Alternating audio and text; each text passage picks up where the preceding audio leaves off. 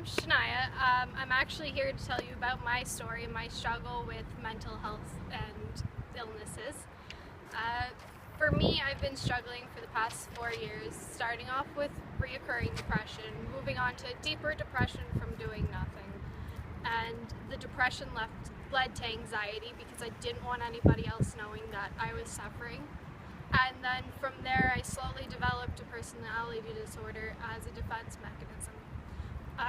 For some people, they don't think that it's that important to actually deal with their own problems, but really it is.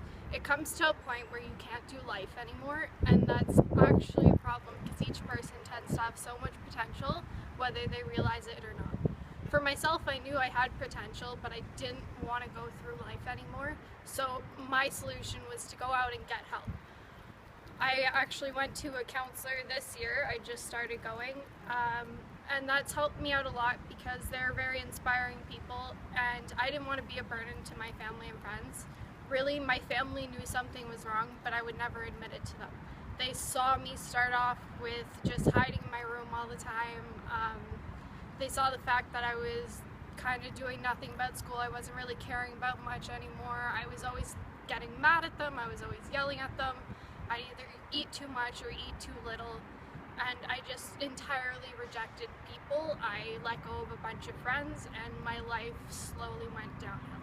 The fact that I actually did all of these things really just ended up making everything worse. The symptoms themselves can make depression, anxiety, any sort of mental health illness a lot worse than it was originally. So things that people should know with mental illness is the fact that they're not alone. Even though they keep getting told that all the time, it tends to be until you start meeting more people with mental illnesses, you do really think you're alone. No matter how many people told me I wasn't and that there's so many other people in the world with it, I never actually started meeting people with the same problems that I have until this year.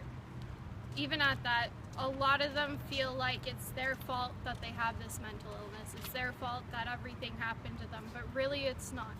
It's just stuff that happens in the world. It's stuff that happens to certain people, and it's not always something we can control. The thing is, though, we can always fix it.